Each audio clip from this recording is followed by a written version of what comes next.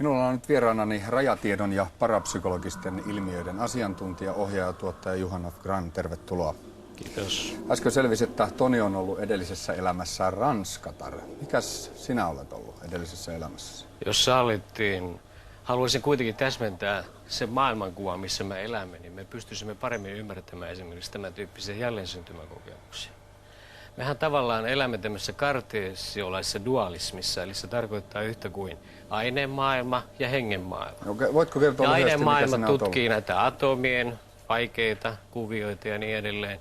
Ja taas hengenmaailma on jäänyt näin 537 keisari Justinianuksen aikaan, kun jälleensyntymissopin tilalle tuotiin esimerkiksi kiirastuli ja helvetti. Eli nämä mä halusin sanoa tähän niin kuin lyhyesti. Sano, ja nyt se on sanottu kaikille ihmisille. Joo. Mikä olet ollut edellisessä elämässä? Jos mä lähden luettelemaan minun omia elämiä, niin tässä menee tämä ilta. Otetaan yksi tätä ennen. No sanotaan näin, että yhden teorian mukaan, tai heitetään, koska tämäkin tuntuu olemaan hieman niin kuin hupijuttu tämä homma.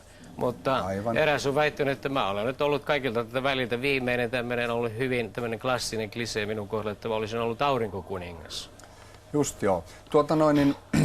Uskotko sä tällaisiin pranic healing hoitajiin ja ennustajiin? Onko näissä niinku mitään totuuden hiventäkään vai onko tämä vaan ihan humpuukin? Mä juuri äsken sanoin, että siis meillä on tämä toinen, tämä hengenmaailma, johon meidän täytyy tämäkin ottaa eräänlaisena. Mutta onko noin huijareita? Kerro. Pieni hetki, saanko mä kertoa tämän asian? Eli mä voisin heittää yhden esimerkin siitä, että nämä ei ole huijauksia nämä asiat.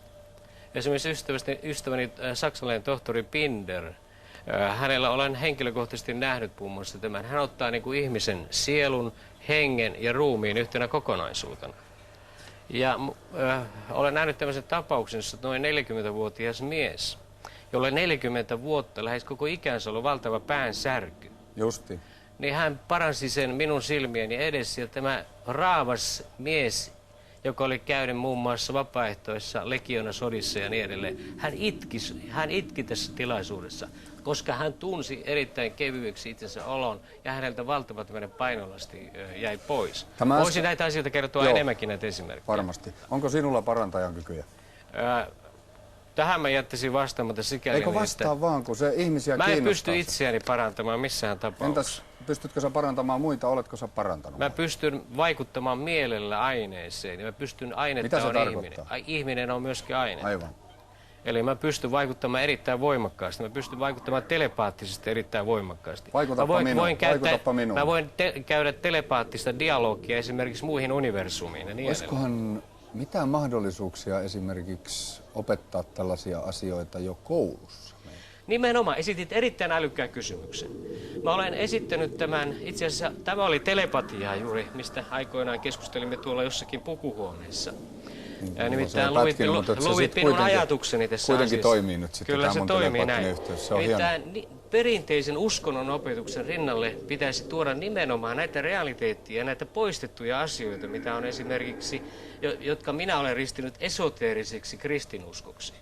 Eli tämä esoteerinen puoli tarkoittaa yhtä kuin esimerkiksi Jeesuksen salainen oppi. Eli me pyrkisimme tuomaan tästä aineen maailmasta ja todellisuudesta niitä realiteettia esiin meidän uskontoomme. Meidän uskontomme saisi uutta perspektiiviä. Meidän lähimmäiskysymykset saisivat uutta perspektiiviä. Me emme olisi niin takalukossa, me hyväksyisimme lähimmäiset. Meidän lähimmäisen rakkaus olisi aivan toista.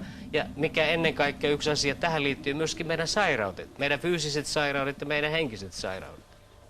Kuule, nyt kun näitä erilaisia parantajia on vaikka kuinka paljon, niin kun ihmiset menee kuitenkin hakemaan apua heiltä, niin miten tavallinen ihminen voi erottaa nämä huijarit, kun ihan yhtä hyvin minä voisin sanoa, että mä lähetän nyt telepaattisia viestejä meidän kameramiehelle.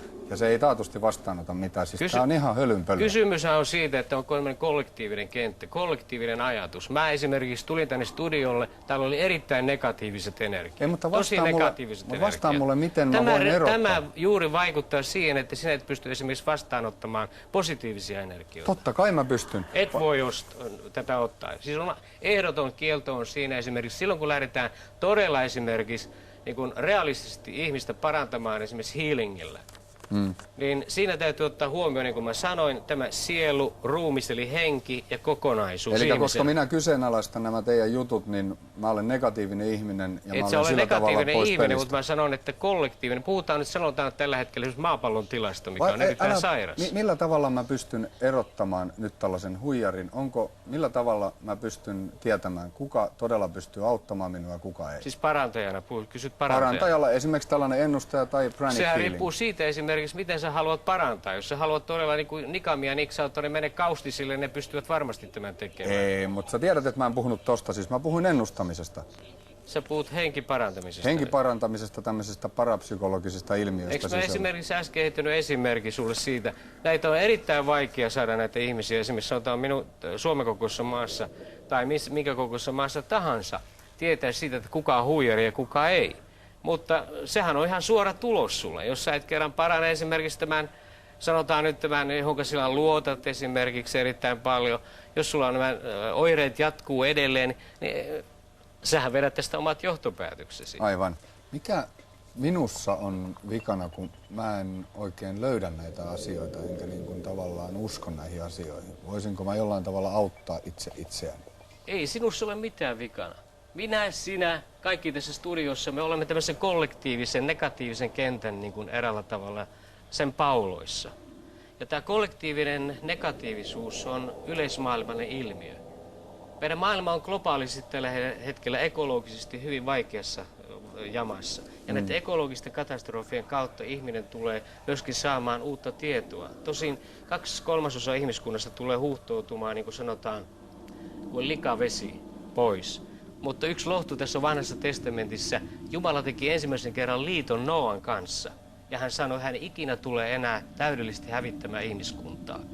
Eli meidän on saatava nämä negaatiot täältä ulos. Ja se on juuri tieto, mikä antaa meille. Mitä enemmän me saamme tietoa, se lisää meidän tuskaamme, mutta se antaa meille vaihtoehtoja ja antaa meidän vapaan tahdon. Ja se vapaa tahto, kun me otamme käyttöömme, sen jälkeen meillä ei ole mitään negaatioita. Kiitos, Johan Afgan. Kiitos itsellesi, että jaksot kuunnella.